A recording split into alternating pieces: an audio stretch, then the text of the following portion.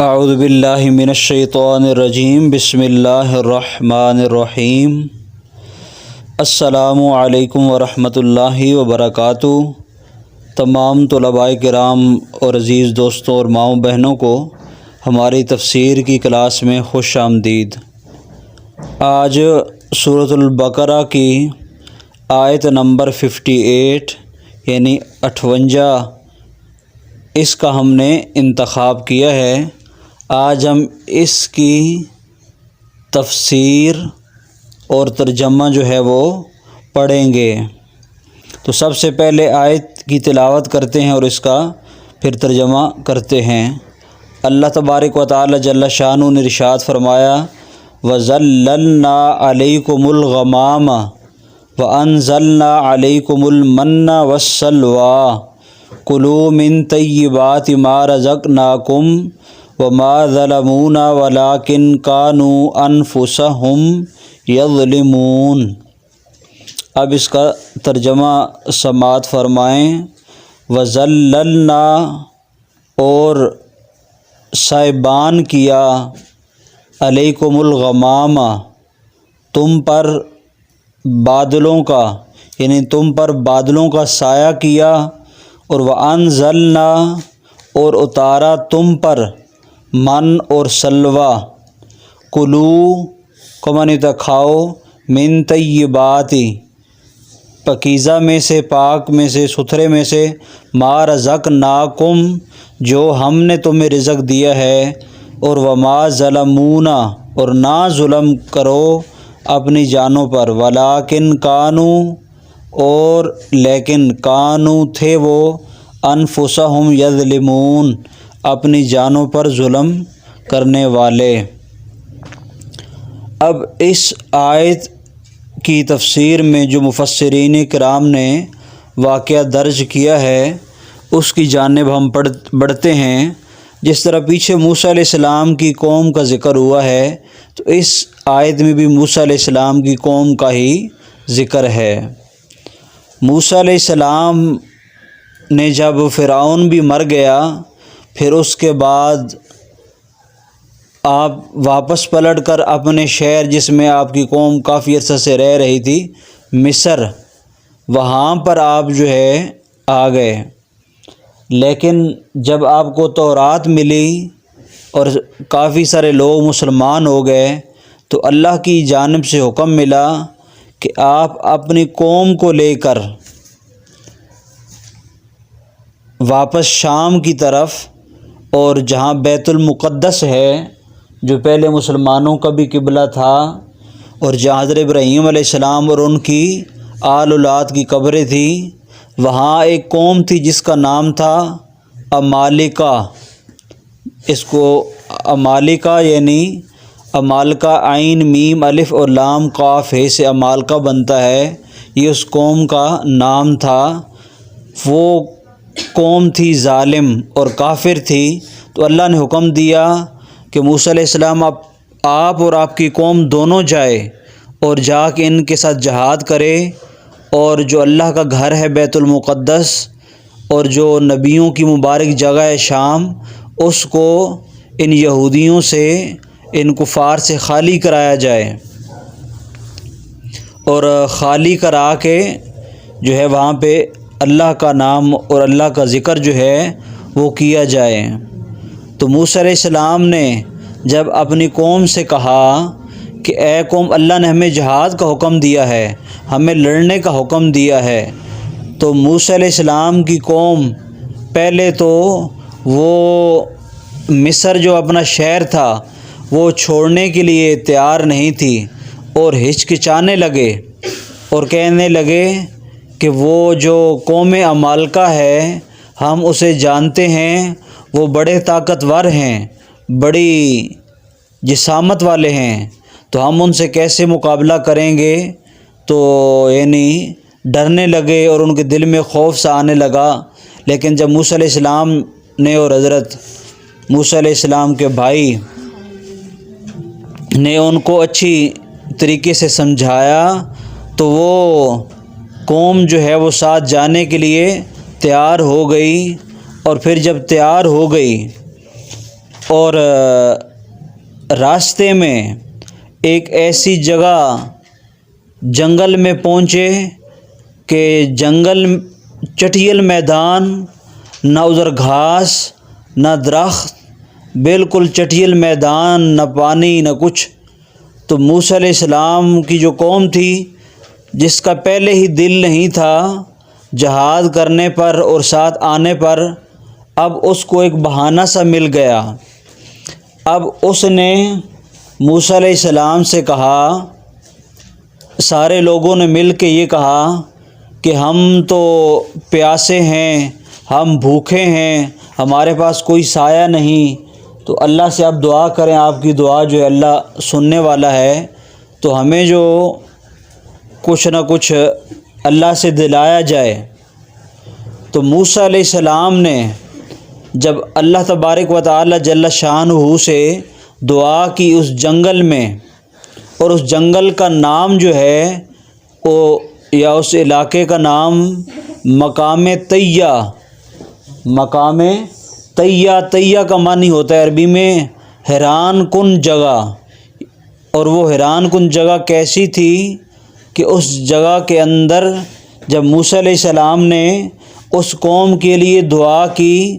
تو اللہ نے ان پر بادلوں کا سایہ کیا، یعنی جہاں پر تیز کڑیل دھوپ تھی وہاں انہوں نے رکنا تھا۔ تو دن کو، یہ اللہ کے نبی کی دعا کی برکت دیکھیں، ہمارے نبی کی تو کیا شان ہے کہ جب ہمارے نبی نے دعا کی یا کسی چیز کے اندر اپنا لعاب دان ڈالا تو جو کڑوا پانی تھا وہ میٹھا ہو گیا، اور ہمارے نبی نے جب کسی کے اوپر ہاتھ پھیرا تو مردے زندہ ہو گئے۔ لیکن یہ بھی اللہ کے نبی ہیں، ہر نبی کو اللہ شان عطا فرماتا ہے، معجزے عطا فرماتا ہے اور ان کی دعاؤں کو سنتا ہے۔ تو جب موسیٰ علیہ السلام نے یہ دعا کی تو موسیٰ علیہ السلام کی دعا کی برکت سے جہاں پر سخت دھوپ تھی وہاں اللہ تبارک و تعالی جل شانہ نے ان کے اوپر ایک بادل، جس کا ذکر اللہ فرما رہا ہے وَظَلَّلْنَا عَلَيْكُمُ الْغَمَامَ، یعنی بادل سے ہم نے ان کے اوپر سایہ کیا، اور وہ سایہ دن کو وہ قوم جدھر بھی جاتی تھی وہ سایہ ان کے ساتھ ساتھ چلتا تھا۔ یہ سایہ جو ہے ان کے ساتھ چلتا، اور پھر رات کو جب اندھیرا ہوتا تو ایک ستون نما چیز روشن ہو جاتی اور وہ ان کے ارد گرد کو روشن کرتی، کیونکہ وہ بھی تقریباً 70,000 کے لگ بھگ لوگ تھے۔ تو اتنے لوگوں کو وہ جو ہے اللہ کی طرف سے آنے والا نور ہے وہ روشن کرتا تھا۔ تو یہ اللہ کے نبی کی دعا کی برکت تھی۔ پھر اب دوسری برکت وہ ہے وَأَنزَلْنَا عَلَيْكُمُ الْمَنَّ وَالسَّلْوَىٰ، کہ ہم نے ان پر من بھی نازل کیا اور سلوہ بھی۔ اب ظاہری بات ہے وہاں نہ کوئی پھل تھا نہ کوئی فروٹ تھا، تو اب انہوں نے کچھ کھانا بھی تھا۔ تو اب اللہ تبارک و تعالی جل شانہ نے حضرت موسیٰ علیہ السلام کی دعا سے ان کے لیے جنت سے کھانے بھیجے، جس ایک کا نام تھا من۔ اب من کیا چیز تھی اس میں اختلاف تو بہت ہے، لیکن سارے علماء اور مفسرین کرام اس پہ متفق ہیں کہ وہ ایک میٹھی چیز تھی، جیسے حلوہ ہوتا ہے اسی طریقے سے، یا بعض نے شہد بھی لکھا ہے، لیکن اس پر سارے متفق ہیں کہ یہ میٹھی چیز تھی۔ اور جو سلوہ ہے، اب یہ کہتے ہیں کہ بٹیر جو ہوتا ہے، بعض نے کہا کہ بٹیر کا گوشت تھا، یہ اب دنیا کا کھانا نہیں تھا، یہ اللہ کی طرف سے۔ اور بعض مفسرین کرام نے لکھا ہے کہ یہ روزانہ صبح سویرے جیسے سورج طلوع ہوتا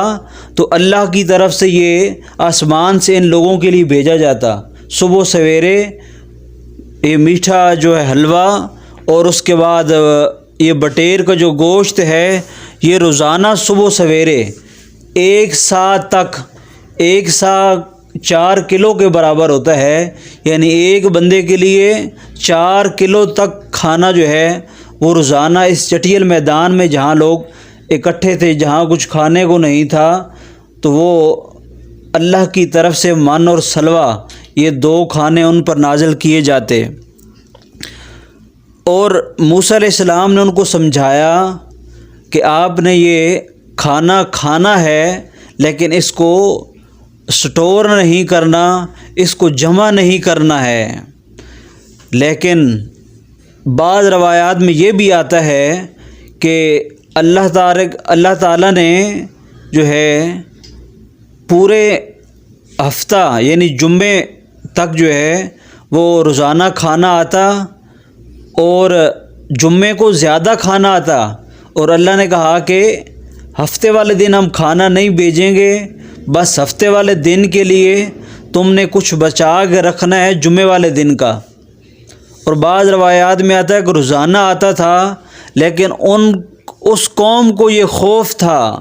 یہ ڈر تھا کہ یہ کھانا کہیں بند نہ ہو جائے اور ہم بھوکے نہ مر جائیں، تو انہوں نے کھانا جمع کرنا شروع کر دیا۔ اور جب کھانا جمع کیا تو ان کا کھانا خراب ہونا شروع ہو گیا۔ اور طلباء کرام اور عزیز بھائیوں اور ماؤں بہنوں، اب یہاں آپ کی توجہ چاہتا ہوں کہ میرے آقا صلی اللہ علیہ وسلم نے فرمایا، اے صحابہ کرام، اگر موسیٰ علیہ السلام کی وہ قوم من و سلوہ جمع نہ کرتی تو آج دنیا میں کوئی کھانا خراب نہ ہوتا اور گوشت سڑ نہ جاتا۔ یہ سرکار کا فرمان ہے۔ مطلب کیا ہے کہ جب تک موسیٰ علیہ السلام کی قوم نے جو ہے یہ کھانا چھپا کے نہیں رکھا تھا، اس کو سٹور نہیں کیا تھا، آدم علیہ السلام سے لے کے موسیٰ علیہ السلام کے زمانے تک دنیا میں کوئی چیز خراب نہیں ہوتی تھی۔ اگر دودھ 10 دن پڑا ہے تو پڑا رہے، اگر آٹا مہینہ پڑا ہے تو پڑا رہے۔ یعنی دنیا میں آج جتنی بھی چیزیں خراب ہو رہی ہیں، یہ موسیٰ علیہ السلام کی قوم کی وجہ سے، جن کے اوپر من اور سلوہ ٹھیک ہے یہ نازل ہوئے، اور انہوں نے بجائے کہ وہ کھاتے، انہوں نے اللہ پہ توکل نہیں کیا، اللہ پہ بھروسہ نہیں کیا، اور اس کو جوڑنا شروع کر دیا اور جمع شروع کرنا کر دیا، تو پھر اللہ نے یہ ان کو سزا تو جو دی، لیکن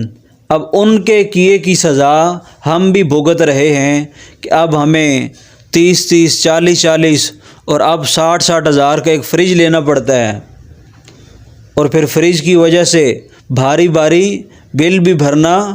پڑتے ہیں۔ اب انسان نے یعنی چیزوں کو رکھنے کا طریقہ تو بنا لیا ہے، لیکن جو میرے سامعین ہیں سننے والے وہ جانتے ہیں کہ جو چیز ایک دفعہ فریج میں چلی جائے پھر اس کا وہ ذائقہ جو اصل ٹیسٹ ہوتا ہے، جو بنی ہوئی چیز کا وہ ٹیسٹ بھی نہیں رہتا۔ تو یہ ان کی نافرمانی کی وجہ سے، اور جو اللہ کے نبی نے ان کو سمجھایا تھا کہ کھانا کھانا ہے، اس کو جمع کر کے نہیں رکھنا، تو اس کی وجہ سے یہ آج ہم کو بھی سزا مل رہی ہے، اور اس وقت جو ہے موسیٰ علیہ السلام کی قوم کو بھی یہ جو ہے سزا ملی ہے۔ تو یہ آج کا واقعہ تھا کہ کس طرح قوم نے اللہ کی نبی کی نافرمانی کی، اور پھر اللہ تبارک و تعالی جل شانہ نے کس طرح ان کو سزا عطا فرمائی۔ تو امید ہے کہ دوستوں کو ہماری یہ ویڈیو پسند آئے گی، اور دوست اس کو لائک بھی کریں گے،